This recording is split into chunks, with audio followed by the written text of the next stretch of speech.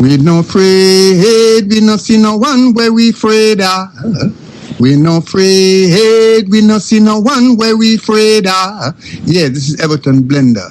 And it's all about the young police from Jamaica, seeing Young Police Channel. Big up yourself, Everton Blender said that. We no afraid, we no see no one where we afraid of. Yes, welcome to the Jamaica Young Police Channel.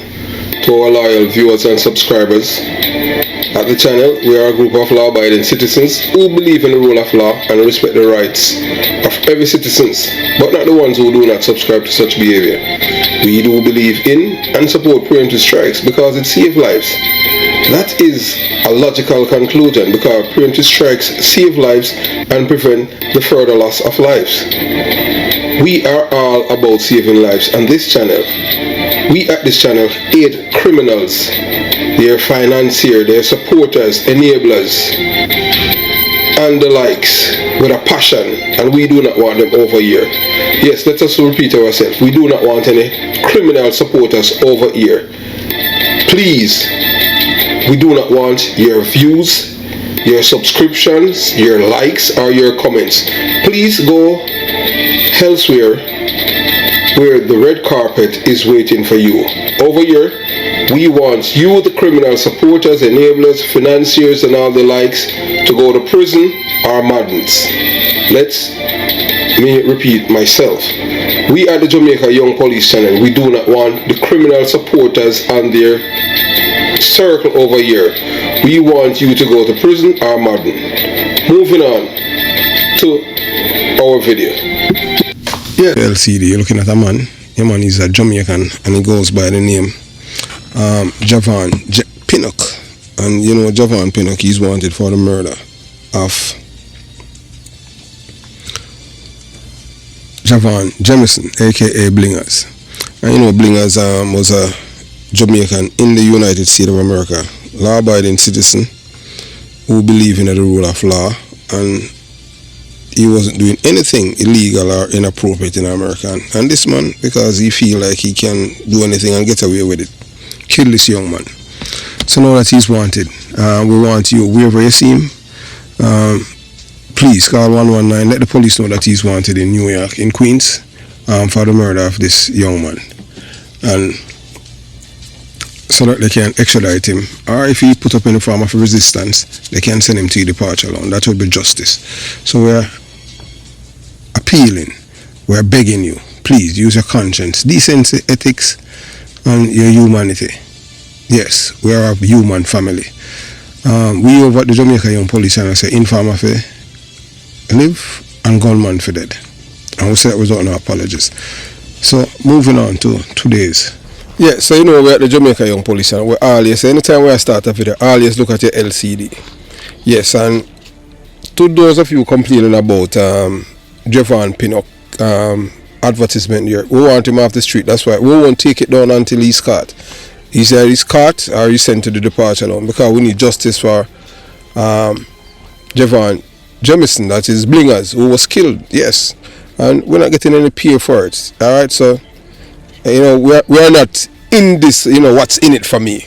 We do not like criminal, period. Yeah, we don't care who's the guy or who's the girl. So, one other than Thickman, Daddy Badness, would be alive today if he didn't listen to the old corrosions in Tarspen, because his ego was bigger than his head. And here are the facts. So, we're going to show you, yeah, we're going to show you a video, you know, yeah, out by 6 miles, you know. When Thickman when he got his ticket to the departure lounge, yeah, I understand. At any time, you know, you are told, you know, to do certain things, you do it, because you're not bigger than the system. So Thickman, yeah man, that's a O'Neal, Loban, ego led to his demise. The rise and fall of a career criminal. And it's because this man think that he was larger than life, and the government cannot do without him, because he has done so many work by sending a lot of criminals to the departure lounge. Yeah, you understand? So O'Neal, Thickman, Loban, name that one, struck fear into the hearts of many might still be alive today if he had only listened to the wise counsel of his member of parliament, Olivia Babsy Grange. I will tell you, we don't go off rumour mills and stuff like that. We give you facts at the Jamaica Young Police channel. But Thickman, a career criminal with a trail of duppies, him have him have an army of duppy behind him. The restless spirits of his countless victims let his ego write checks his body couldn't cash. His overconfidence bolstered by years of getting away with murder, literally and figuratively, would ultimately seal his fate in a story of arrogance, violence and hubris. So the turning point, ignoring Babsy Grange's advice, go and report to the police at Spanish Town. Thickman will be in a jail and he won't be dead. No, Thickman a bad man, because Thickman himself no want it for nothing. They want to talk to him about the debt, the contract that he had gotten paid to kill the PMP LGBT close one. Big wig uptown were involved in a drug dealing. Him say no want it and him never do police them nothing. And I people them man. But him man was say in anything that you're doing, once you in charge, are you responsible? And if he never did come out and condemn the people, them say boy, police will come and shoot off a police and slash all them tire. Totally against that. We're going to buy back on the tire, buy back the police them tire, because idiot thing that. No, him never do that. Him big and him feel, oh boy, so the people them defend me and them thing there. But this domino realize, him for remember Tivoli Gardens, encouraging. For sure he say, no guy no bigger on the system. So the chain of events leading to Thickman's ultimate death began with an intercepted phone call that has proved to be his downfall. Thickman had accepted a lucrative contract to assassinate a prominent member of the PMP LGBTQ plus criminal organization, an uptown drug dealer whose reach extends far beyond the streets. This was not a random hit, it was high stakes, dangerous and connected to powerful figures who didn't take kindly to outsiders interfering in their affairs. So upon hearing about the contract, Olivia Babsy Grange, Thickman's MP, step in. Known for her efforts to clean up the community and steer young men away from crime, figuratively, we are telling that metaphorically. Grange recognized the storm Thickman was about to walk into. She personally called him, urging him to abandon the hit and turning himself to the police instead. Grange even promised to address the fallout after angry residents had damaged the tires of 4 police vehicles during a prior attempt to apprehend him.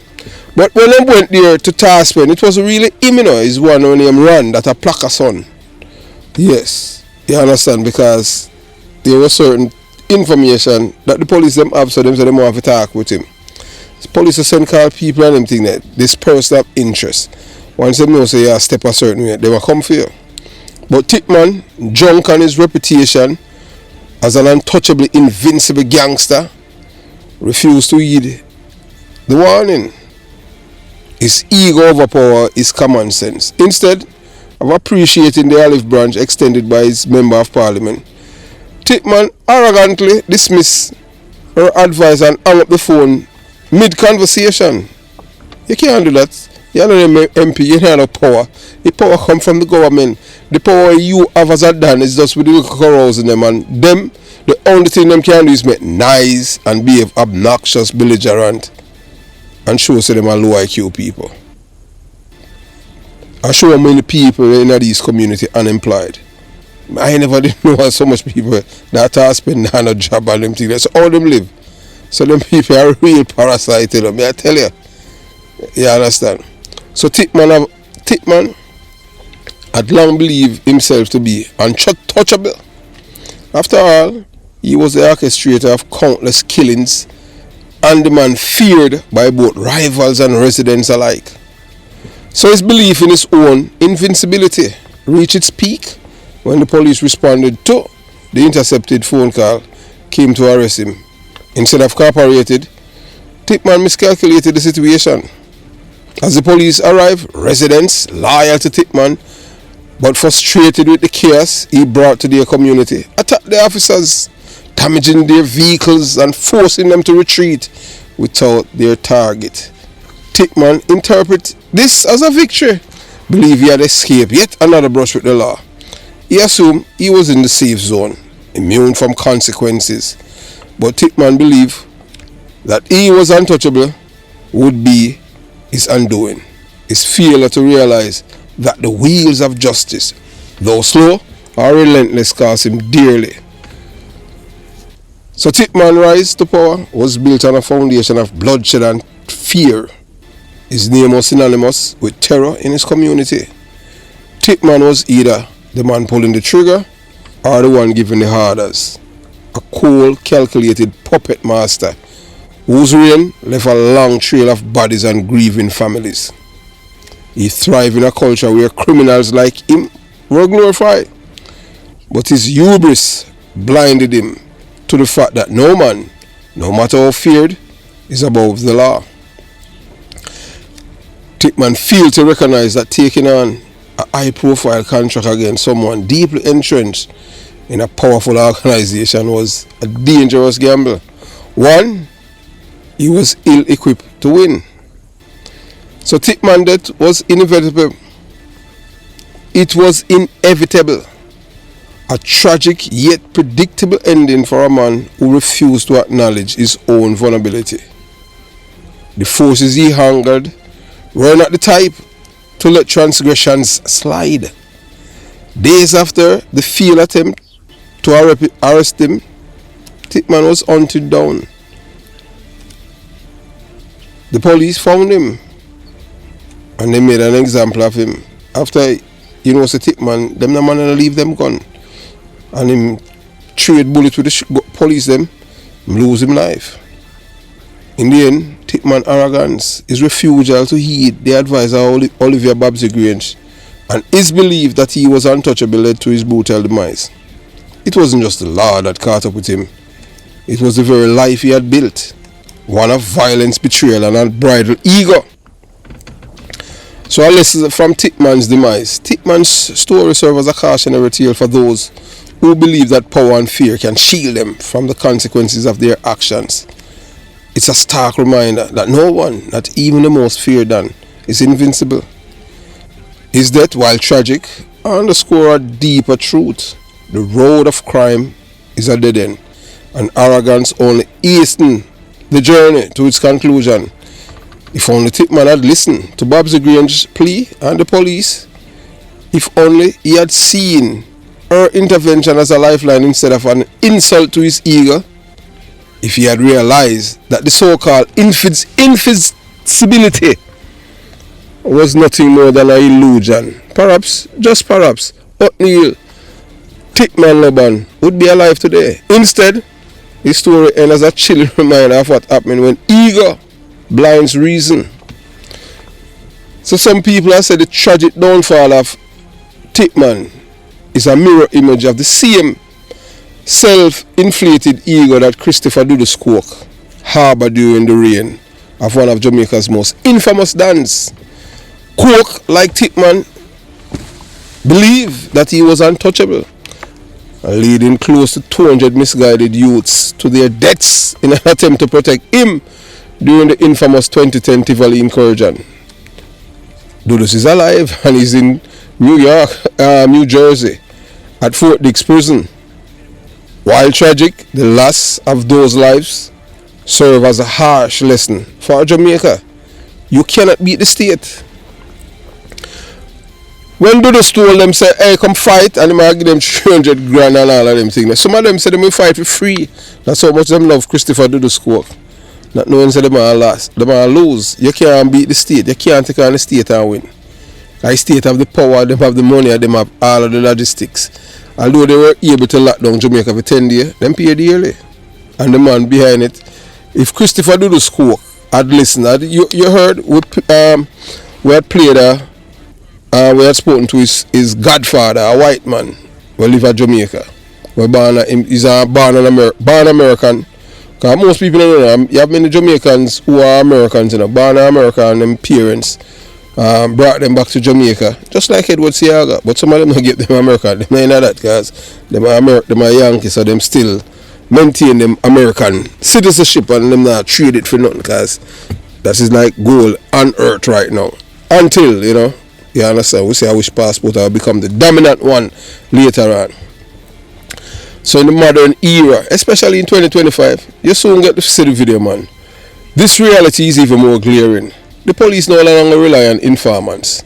The traditional snitches or rats of the past. Technology has revolutionized policing.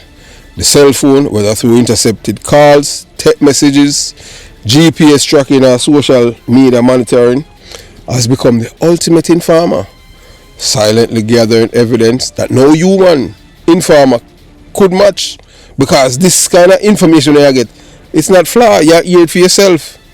Every call made, every text sent, every step taken creates a digital footprint, making it nearly impossible for criminals to operate in secrecy. So although you have all these things on WhatsApp where they say, if the person view the message, the message delete. That's for the next person, but not for the system. You have to understand. They do all of these things that they have done. That's why you use social media where fees say that disappear. By doing that, they know say you're a criminal. Or you're a criminal-minded person. People don't realize or understand how government work. All of these technology, these big tech companies, they are in bed with the government. Uncle Sam run the world, You understand? Some part, but other than them run China. So that's the reason why them give you. So all of these things, anytime them give you, I like all these email when you print and all of these things, the reason why they give it to you, because they want to catch a criminal them. Nothing, anything that, who you think create the internet? Who create all of the, Uncle Sam is a black man invented. But who responsible for it are them?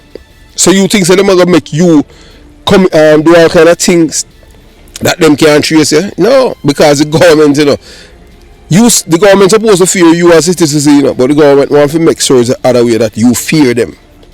So nobody feel like so when you use the phone. I will tell you a long time, so the phone is a two-way radio. You understand? So the phone is a ultimate informer.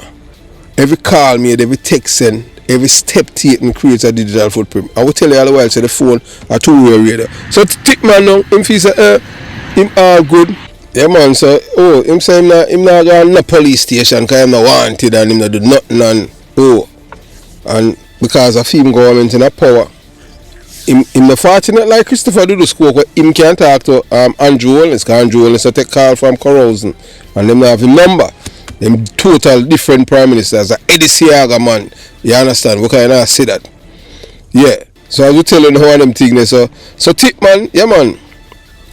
Thickman, like Dudus, underestimate the state's ability to adapt and evolve. The difference with Thickman and Dudus is alive, but Thickman is dead. Dudus have more influence in Jamaica than Thickman. Although Thickman, you understand what I'm saying? Him have influence island-wide.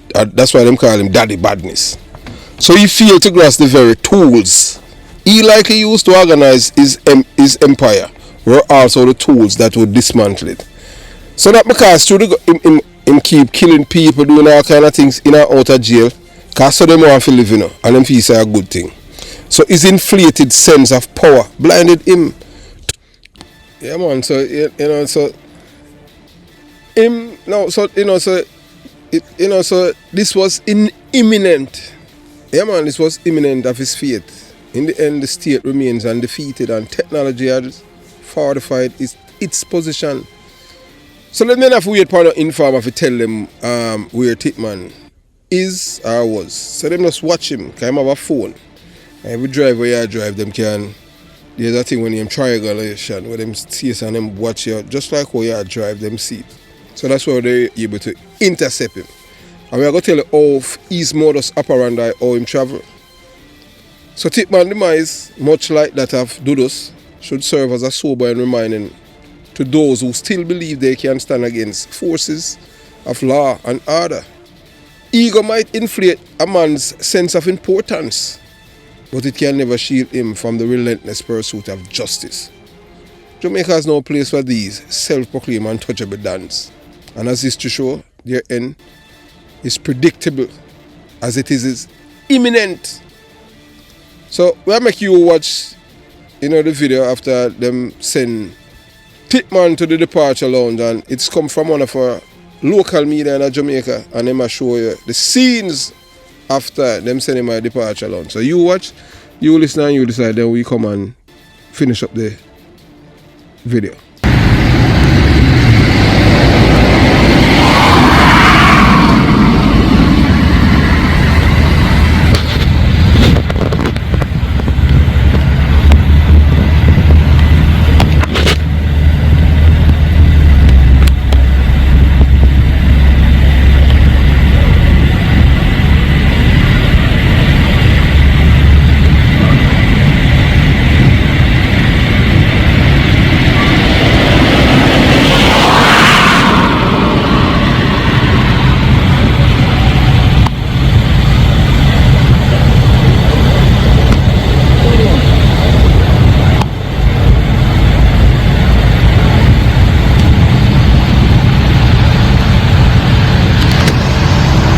Yeah, so we have come to the end of the video.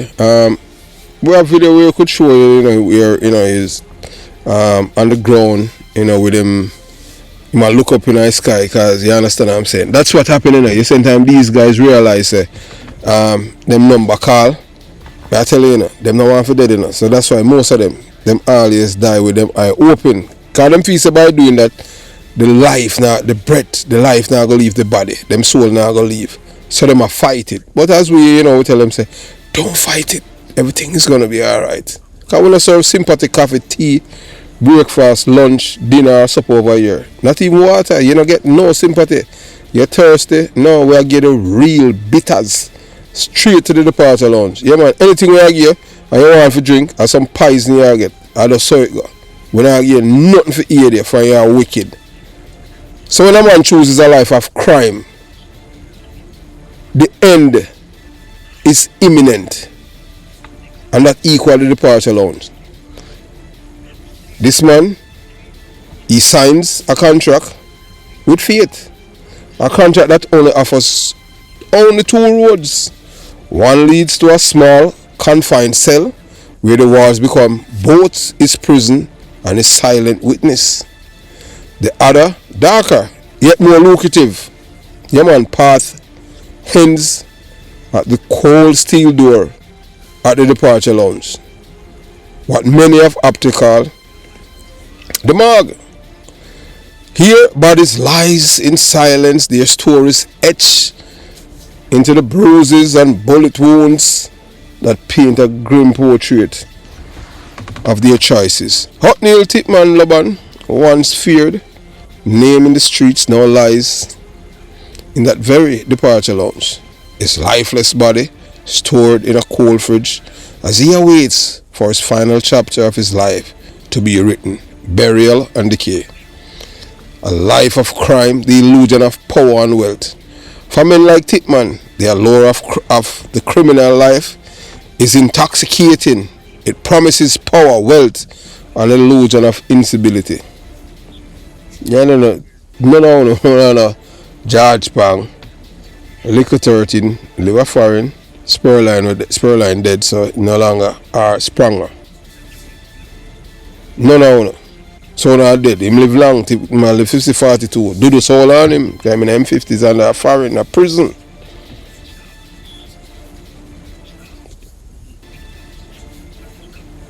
So Thickman embrace this life wholeheartedly. Still him call him a daddy badness. That means him in charge of badness. Nobody else. I'm my daddy. Rising to infamy as a career criminal with a reputation for violence. His name carry weight. It struck fear into enemies and commanded loyalty from his followers. But with the very trigger he pulled and the every order he give him, Thickman was only digging his grave deeper. The so-called lucrative nature of crime is a cruel deception. It seduces young men with promises of fast money, flashy car, and fleeting respect. And only for dirty corals now, you understand? Yeah, dirty bungle them.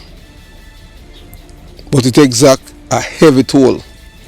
The riches of the underworld are often short-lived, overshadowed by the imminent reckoning that awaits Thickman.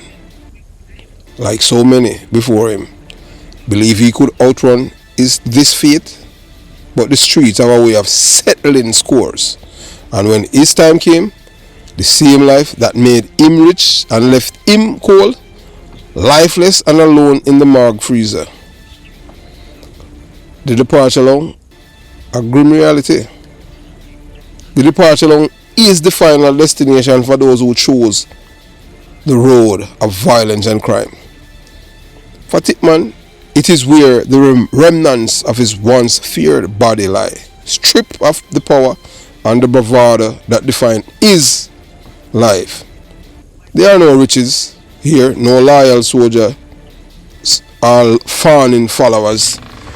Only the silence of the refrigerator chamber, where the temperature is cool as the choices that led him there. So as Thickman lies there, waiting for burial, Thickman's story become a cautionary tale.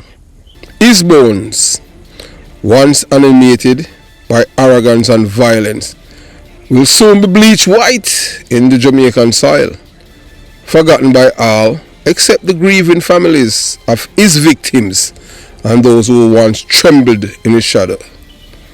This is the ultimate reality for men who walk the criminal path, their names whispered in fear during their reign and later in regret or indifference as they fade in obscurity. The life of a criminal is not glamorous. It is a slow march to destruction, straight to the departure lounge. Those of you who think that the rules does not apply to you, think again. Men like Thickman make a choice early on, often blinded by desperation, ambition, and or the misguided pursuit of respect.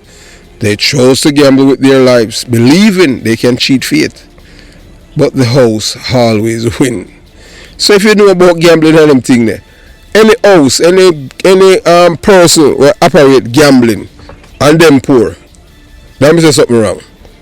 The only somebody will bank up casino Donald Trump, because him a crook and con artist and he rip off the other people them. The two roads of criminals are not just metaphors. They are the harsh realities of the choices they make. The prison cell is a quieter part where they are left to reflect on their deeds and live out their days in confinement. The morgue, or we tell us the departure lounge, is the faster, most brutal route where their lives are snuffed out in an instant, leaving nothing but a cold corpse and a fleeting memory. Thickman chose the latter. His ego and arrogance propelling him towards the grave with reckless abandon. A lesson for those who follow. Thickman's face is a grim reminder to those who still believe in false promises of criminal underworld. For every moment of power or wealth, there is an equal and opposite moment of reckoning. The street do not forgive, and they certainly do not forget. As Thickman lies in his cold resting place, his bones awaiting the imminent process of decay. His story should serve as a wake-up call to those who think they can beat the odds. Remember this, the departure line is always open. Free tickets are always there, and there will always be room for one more, or two, or sometimes even three.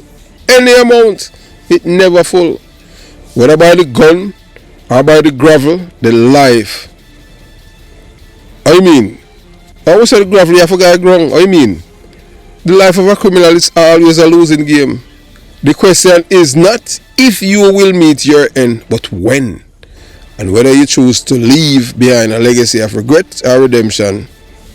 For Thickman, the choice was made long ago. Now he lies cold, waiting for his final journey, a starking reminder that the road of crime leads only to death or imprisonment with no exception. So now Thickman is at the departure lounge, enjoying his in transit to go to Meadowrest. Have yourself a beautiful day. Jamaica Young Police Channel out.